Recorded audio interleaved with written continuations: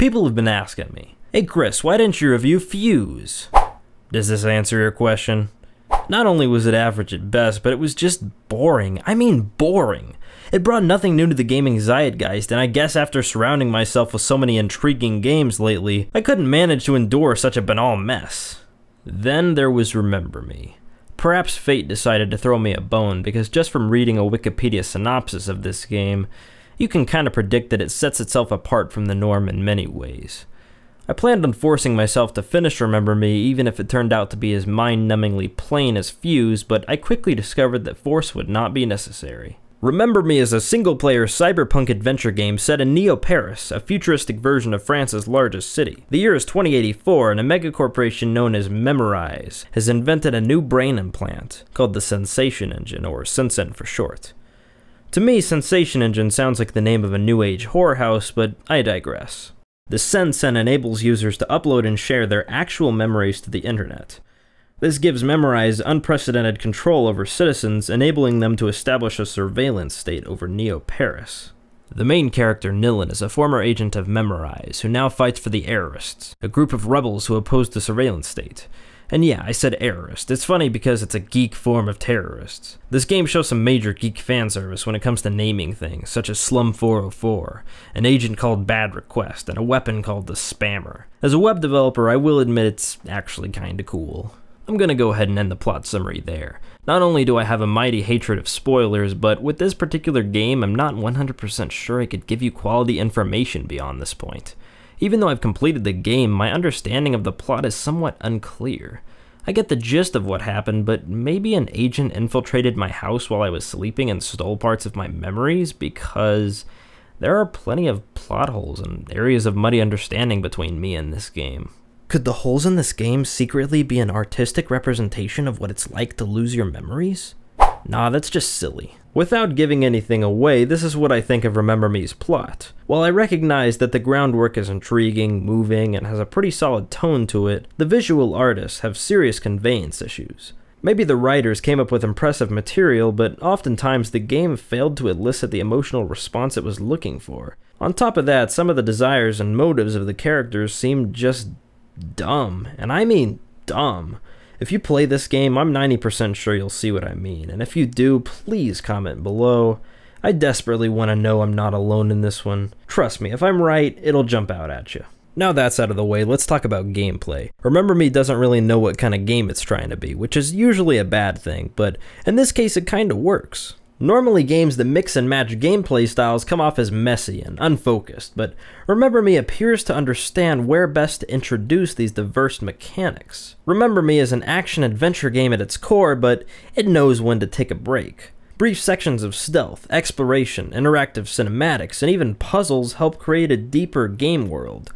When all you do is run around hitting things, you feel like you're playing a game. When you interact with the world in a dynamic and amusing way, you feel like you're living the game.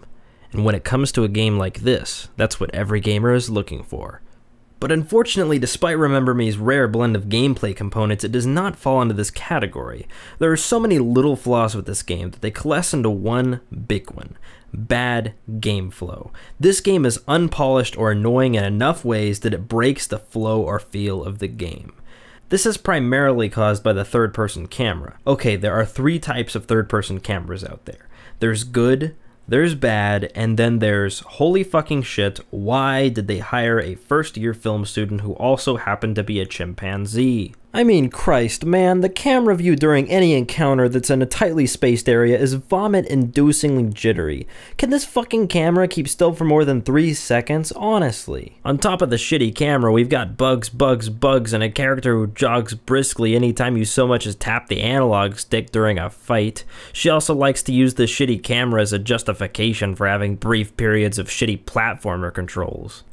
But you want to know the worst of it? The absolute fucking worst of it? Oh, here we go. You're in for a treat. The only thing I motherfucking hate about any video game is when the developers think to themselves, gee, do gamers have brains? Nah, and then proceed to implement some excruciatingly long tutorial sequence. But does Remember Me have a tutorial sequence? Oh no, not really. It just has a guide that goes on for what feels like hours. Oh, excuse me, did I say guide? I meant a drill sergeant instructor who grabs your hand and hits you over the head with a game manual when you're doing something wrong. So when I figured this out, you can imagine my first instinct was to go disable this tutoring feature. Well, guess what? You fucking can't. And if you can, they obviously didn't want me to because I couldn't find it. Ugh, and to add insult to injury, they tried to make things seem complex, as if to justify the gameplay homework assignments. For instance, let's take a look at some of the core gameplay elements, and I'll show you how simple they really are. Remember Me's combat system works similarly to the Batman Arkham series. In fact, I prefer it to Batman because it feels more intellectual, whereas Batman feels kind of like a button masher. And Remember Me, you build your own combo strings using these things on the right called pressins. Yeah, try buttons that represent fighting moves. These moves are broken into 4 categories, and you unlock more of them by earning Procedural Mastering Power, PMP. Yeah, how about XP? In addition, when you punch enough guys and build up your focus meter, your mana, you can activate an S-pressin, aka Special Ability. To be fair, this combat system is really well crafted and an absolute blast to maneuver. I just wish the game didn't have to hold my hand so much, instead of just letting me learn to use it through the fucking gameplay. With that said, my issues aren't rooted entirely in aesthetical annoyances. There are technical issues too. For instance, none of the enemies are convincing. I wish beat-em-up games didn't have such static and uninteresting opponents. They all look and feel the same, and they are so predictable and pattern-like. 4 or 5 hours in, even with all this diversity, the core gameplay feels tired and repetitive. But going back to aesthetics, Remember Me doesn't look particularly beautiful. This game and many others are starting to really showcase how dated the current generation consoles are.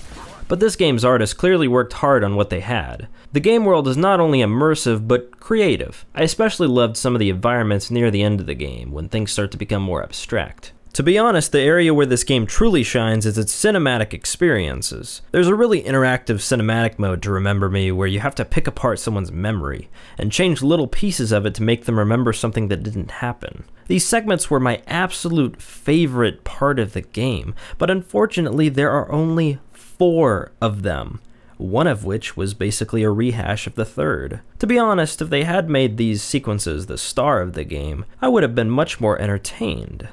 In any case, Remember Me isn't a terrible game. It's not even a bad game, it's just an unfortunate game. The desire to make something fresh really shines through. You can tell the writers were onto something and had big plans for Nilin and her adventure.